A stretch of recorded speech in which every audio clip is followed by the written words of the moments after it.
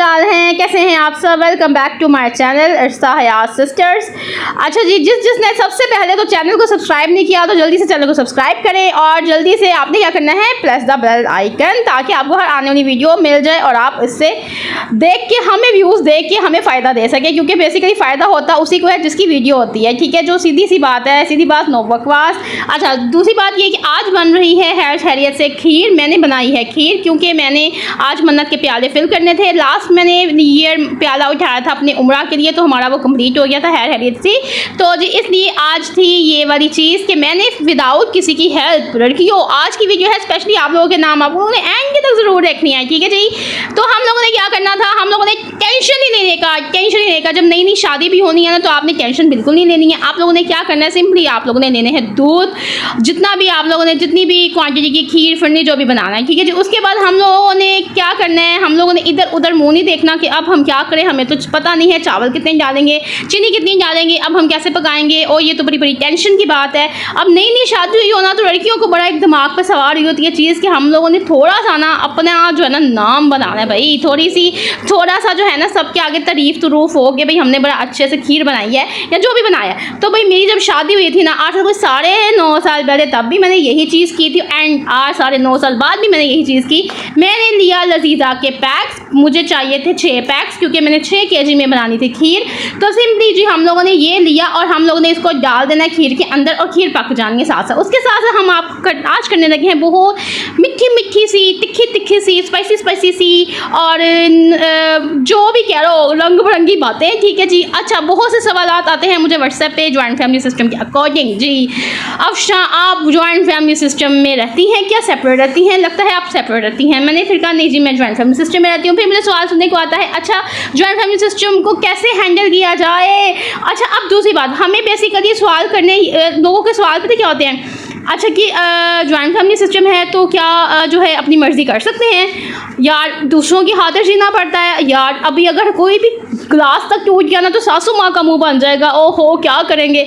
अच्छा, अगर कुछ कह दिया तो शोहर साहब नाराज़ हो जाएंगे, ओहो। अच्छा यार, अगर किसी के सामने चले गए और कोई बात मुंह से निकल गई अचानक गलती से, जैसे हम एज यूजुअल शादी से पहले तो बहुत बकवास कर लेते हैं, तो शादी के बाद बड़ा सोच समझ के बोलना पड़ता है यार। एक खिलती खिलाती मुस्कुराती लड़की बेचारी भी टेंशनों से खामोश हो जाती है, उसके मुंह पे भी चुप्पी आ जाती है, क्योंकि अगर उसको कोई इस तरह का माहौल मिल जाए। ठीक है जी, चलो अब मेरी बात सुनो, सारी बातों के जवाब मिलेंगे इस वीडियो के अंदर। सबसे पहले तो क्या करना है, आप लोगों ने खुद को इतना स्ट्रॉन्ग करना है मेंटली।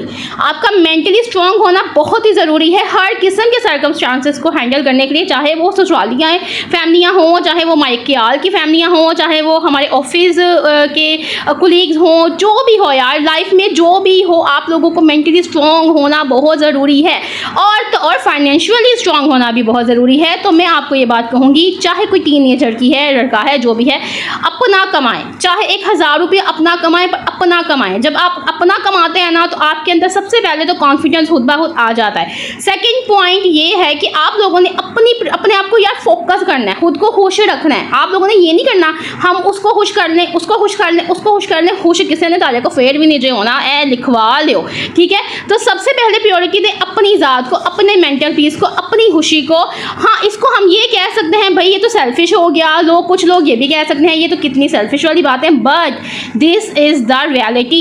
ये एक सच्ची बातें हैं, ये एक रियलिटी बेस्ड बातें हैं, क्योंकि हमारे मुआशरे में, हमारी सोसाइटी में बहुत से टॉक्सिक लोग ऐसे हैं जो कि आपको खुश रहने नहीं देते हैं। और आजकल तो हसद जलन इतनी ज़्यादा पीक पड़ के है ना कि बस अल्लाह ही माफ़ करे हो चुकी हुई है।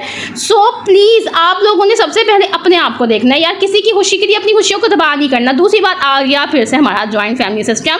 अच्छा, अब दूसरी बात, ज्वाइंट फैमिली सिस्टम के यहाँ जहाँ पे हम फ़ायदे देखते हैं वहाँ पे नुकसानात भी होते हैं, जहाँ पे नुकसानात हैं वहाँ पे फ़ायदे भी हैं एज़ यूजुअल, जैसे मोबाइल के। तो जी अब मैं आप लोगों को सिंपल एक बात बता देती हूँ यार, सीधी बात करूँ मैं, अगर एक बात कहूँ, हम लोग ना इस्लाम के पॉइंट ऑफ व्यू से भी नहीं चलते हैं। हमारे इस्लाम में किसी किस्म का ऐसा सिस्टम नहीं है, बट क्योंकि हम लोग एज अ पाकिस्तानी, या मेरे तो वैसे सब्सक्राइबर माशा इंडिया के बहुत ज़्यादा हैं, इंडिया के लोग बहुत देखेंगे, तो वो लोग प्लीज़ कोई भी मेरी बात को माइंड ना करें, क्योंकि मैं किसी एक की बात नहीं करी, मैं ये ओवरऑल ये जो मेजर एक इशू है ना आजकल का वो बात हो रही है। ठीक है, तो जहाँ पे जॉइंट फैमिली सिस्टम के फ़ायदे हैं ना, वहाँ पे नुकसान भी हैं, और जहाँ पे नुकसान होते हैं वहाँ पे फ़ायदे भी थोड़े बहुत होते ही होते हैं। लेकिन अगर देखा जाए तो यार 95% नुकसान वो किस तरह से, क्योंकि एक तो प्राइवेसी आपकी डिस्टर्ब हो जाती है। सेकंड सबसे बड़ी बात, जो एक औरत की ख्वाहिश है, एक औरत चाहती है किचन। हर शादी करने वाली औरत, चाहे वो 19 साल की उम्र में करे, चाहे वो 18 साल की उम्र में करे, चाहे वो 30 साल की उम्र में करे, यार उसकी ख्वाहिश है मेरा अपना किचन हो, जहाँ मैं अपनी मर्ज़ी के मुताबिक हर चीज़ कर सकूँ। मुझसे ग्लास टूटे तो मुझे किसी को जवाब ना देना हो, मुझसे प्लेट टूटे मैं किसी को ना जवाब दूँ, मैं अपने बच्चे को जहाँ मर्ज़ी एडजस्ट करके अपने खाने को पका लूँ, या जो भी मैं जैसे भी व्हाटएवर मैं करूँ ना, मेरी मर्ज़ी ना। तो उसकी जो चीज़ें हैं वो कहती मैं इनको यूज़ करूँ, मैं इनको सजाऊँ, मैं ये अपने घर को करूँ। हर लड़की की ख्वाहिश है यार। और दूसरी बात, इन्हीं चंद बातों की वजह से जहाँ पे उसकी ख्वाहिशात मरती हैं, दबती हैं, वो होती है मेंटली अपसेट। ठीक है। दूसरी बात, जहाँ पे आ जाते हैं थोड़े से पॉजिटिव रिलेशन। हमारे यहाँ माशाल्लाह, मैं ये नहीं कहती हर लोग ही बुरे हैं भाई, हर लोग बुरे नहीं हैं। हमारे यहाँ माशाल्लाह कुछ सासें ऐसी हैं जो बहुत अच्छी हैं, अपनी बहुओं को बेटियों की सूरत में बेटियाँ बना के रखती हैं। बट कुछ सासें ऐसी भी हैं जो उनको कभी बेटी समझ नहीं सकती हैं। उनकी बेटी बेटी है, बहू बहू ही है, बल्कि बहू तो पता नहीं कोई किसी और प्लानट से शायद आ गई है, और शायद वो किसी माँ के पेट से पैदा ही नहीं हुई थी। तो उसके साथ जो मर्ज़ी हम सलूक कर लें, तो सीधी बात, ऐसी सिचुएशन में आपने क्या करना है? आपने कोई फालतू काम नहीं करना किसी का। आप अपना काम करें, अपने शोहर का काम करें, अपने बच्चे का काम करें, सिंपल। क्योंकि आप जहाँ काम करेंगे और आपको अप्रिसिएशन नहीं मिलेगी ना, वहाँ आपका दिल टूटेगा, वहाँ पे आप रोएंगे, वहाँ पे आप जो भी करेंगे। अच्छा, अब इन सब के बीच में ना जो एक सबसे बड़ी नेगेटिव पर्सनालिटी है ना, जो आपके जहनों में आती नहीं है मेरी प्यारी बहनों, वो शोहर है। सारी गलती उस शोहर की ही होती है, सारी गलती उस आदमी की है। उसने बैलेंस करना है, उसने हैंडल करना है, उसने अपनी फैमिली के और अपनी बेगम के दरमियान में हर चीज़ को लेके चलना है। उसने देखना है सही क्या है, गलत क्या है। क्योंकि अल्लाह ताला ने आपको उस आदमी के साथ जब निकाह का एक बांधा है ना रिश्ते में, तो वो हैरियत से आपका मुहाफिज है। और अगर वो आपको नहीं तहफ़्फ़ुज़ दे रहा, आपका मुहाफिज नहीं बन रहा, तो सिंपल है ना, या सास गलत नहीं है, नंदे गलत नहीं है, जेठ गलत नहीं है, जेठानी गलत नहीं है, देवरानी गलत नहीं है, गंदा और बंदा है, और बंदे नूं फड़ो, ओहदे वास्ते दुआ करो, ओनू समझाओ। क्योंकि हमारे यहाँ जो शोहर हज़रात है ना, उनकी मेंटालिटी जो है ना, अल्लाह माफ़ करे, हो चुकी हुई है, मेंटली अनस्टेबल हो चुके हुए हैं। लाइक का जैसे कि वाकई में कहते हैं ना, वाकई यार खाली लड़का नहीं देखना चाहिए, फैमिली बहुत मैटर करती है। और मैं इस चीज़ को दिल से एग्री करती हूँ, ये बात बिल्कुल सच है। क्योंकि जहाँ पे अक्सर मैं ये सुनने को मिलता है कि जी मुंडा चंगा है ना, तो कुछ भी कर लो सब कुछ चंगा है, लेकिन ये गलत है। जैसी उसकी फैमिली होती है ना, उसके फैमिली के असरात उस लड़के के दिमाग पे आए होते हैं, फिर वो कहीं ना कहीं आपको दिखाता ज़रूर है मैं क्या हूँ। अच्छा, तो हम बात कर रहे थे हैरियत से एक शख्स जो है शोहर, ठीक है। अच्छा, अब बात यह है कि देखिए उनको पॉइंट, सीधी बात है यार, एक लड़की की आप साथ शादी करते हो, एक बहुत बड़ी जिम्मेदारी का नाम है शादी। सबसे पहले तो आप ना इस रिश्ते को भी पढ़ा करें। हर किताब होती है ना, तो इन रिश्तों के ऊपर भी किताब होती है, मियाँ बीवी के ताल्लुकात, मियाँ बीवी के रिश्ते, अज़दवाजी रिश्ता, ठीक है। बेसिकली इसके ऊपर पढ़ने की बहुत ज़रूरत होती है। लड़की तो सब कुछ समझ जाती है, लड़कियों को भी ज़रूरत होती है, बल्कि दोनों को ही पढ़ना चाहिए, ठीक है। लेकिन असल में पॉइंट ये है कि अगर एक लड़की 18 साल की और एक लड़का 18 साल का है ना, तो लड़की की ज़हनियत 22 साल वाली होती है, जबकि लड़के की ज़हनियत वो 16 साल वाले रखता है। क्योंकि अगर हम लोग साइंटिफिकल बात करें ना, तो एक लड़की जल्दी मैच्योर हो जाती है एक लड़के की निस्बत। तो इसी तरह से मेंटली जो ग्रोथ है वो भी इस तरह ही हो रही होती है। तो प्लीज़ आप लोग ना, पहले जो मर्द हज़रात हैं वो पहले इस रिश्ते के ऊपर थोड़ी स्टडी किया करें, फिर आप किसी बच्ची की जो है ना ज़िंदगी को पकड़ें जिसके साथ शादी करें ना।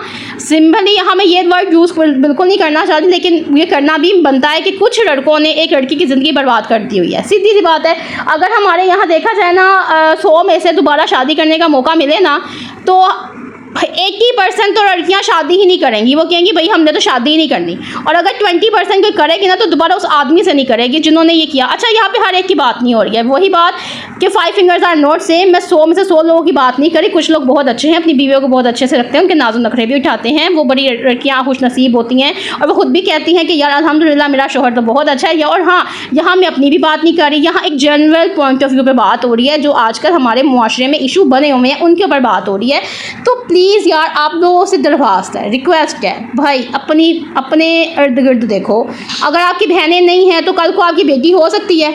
आपको अपनी बेटी जब बेटी हो जाती है ना, तो वहाँ पे एक लड़के को यकीन करो वहीं पे शर्म खा जानी चाहिए कि खून में बाज आ जाए। कम से कम अब तो मैं एटलीस्ट किसी की लड़की की ज़िंदगी को बर्बाद ना करूँ। और एक और बात जो हमारे माशरे में बहुत हैवी है, वो पता है क्या है कि हम लोग बीमार होते हैं, फीवर होता है ना, सबको दिखता है, बुखार है, ज़ुकाम है, खांसी है, अच्छा ढमकानी फलानी बीमारी लग गई। अच्छा आप लोग को डिप्रेशन क्यों नहीं दिखता, एंजाइटी क्यों नहीं दिखती, स्ट्रेस क्यों नहीं दिखता? ये नहीं पता चलता कि stress, anxiety and depression fall करते हैं आपके मसल्स पे इफेक्ट जाता है, तो आपकी जो है ना जो बोन सिस्टम है वहाँ पे इफेक्ट जाता है। आपको ये चीज़ें नज़र नहीं आती हैं। फिर वही औरत अगर पट्टों की मरीज़ हो जाए, वही औरत कमर की मरीज़ हो जाए, वही औरत रीढ़ की हड्डी की मरीज़ हो जाए, तो वो आप लोग को समझ नहीं आ पाता कि अच्छा ये बीमारी इसको हमारी वजह से ही बेसिकली लगी हुई है, क्योंकि हमने इसको इतना स्ट्रेस दिया हुआ है। तो प्लीज़ ये जो जॉइंट फैमिली सिस्टम के अजाब में फंसाते हैं ना, इनको फंसाना छोड़ दें। अल्लाह ताला ने बिल्कुल ये कॉन्सेप्ट नहीं दिया हुआ कि ज़बरदस्ती आप अपनी बीवी को उस जगह पे रखो जहाँ वो रहना नहीं चाहती है। जबकि इस्लाम कहता है कि अगर आपकी बीवी आपसे डिमांड कर दे ना कि मुझे अलग जगह लेके दो, और अगर आप इस काबिल नहीं हो तो एटलीस्ट उसको एक कमरा, एक किचन, एक बाथ अलहदा कर दो। अगर आप थोड़े काबिल हो तो उसको पोर्शन अलहदा कर दो, और अगर आप ज़्यादा काबिल हो तो गाड़ी अलहदा कर दो। तो प्लीज़ अपनी हैसियत के मुताबिक अपनी बीवियों को सहूलतें दें। आपके बच्चे उन्होंने पालने होते हैं, आप उनको अगर मेंटली स्ट्रेस से फ्री नहीं ना करेंगे तो आपकी कल को आपका ही फ्यूचर तबाह हो रहा है, आपको ये दुख नहीं रहा होता है। तो ये बेसिकली जनरल बात है। तो आदमी का बेसिकली पॉइंट है यहाँ आदमी। ससुराल को गलत कहते हैं, सास गलत कहते हैं हम लोग, जी हम सीधी बात है, आए दिन किसी का सुन लो, सास ऐसी है, नंद ऐसी है, जेठ ऐसा है, जेठानी देवरानी ऐसी हैं, लेकिन पॉइंट अपने शोहर को कहेंगे वो तो बड़ा मासूम और बहुत अच्छा है। अगर वो ना पीछे से कहें तो वो हमारा शोहर ऐसा नहीं, ये बिल्कुल गलत है। यही तो पॉइंट गलत है। अगर वो आदमी ही बंदे का पुत्र हो ना, तो किसी की जरूरत नहीं है कोई आपको कुछ कह सके। तो बस आज की बातें इतनी थी, बहुत ज़्यादा बातें हो गई, बहुत मैंने दिमाग खा लिया। बहुत सी बातें लोगों को अच्छी लगेंगी, कुछ को और कुछ को बहुत ही बुरी भी लगेंगी। तो प्लीज़ अपने अपने ऊपर लेके कोई ना मेरी बातों को जाए। देखिए ये एक जनरल हमारी सोसाइटी का जो इशू है ना उसके ऊपर बात की गई है, उस पर प्लीज़ रख के ही इसको सुनिएगा, ठीक है जी। इंशाल्लाह फिर मिलते हैं, दुआ में याद रखिएगा और चैनल को सब्सक्राइब एंड लाइक जरूर कीजिएगा। अल्लाह हाफिज़।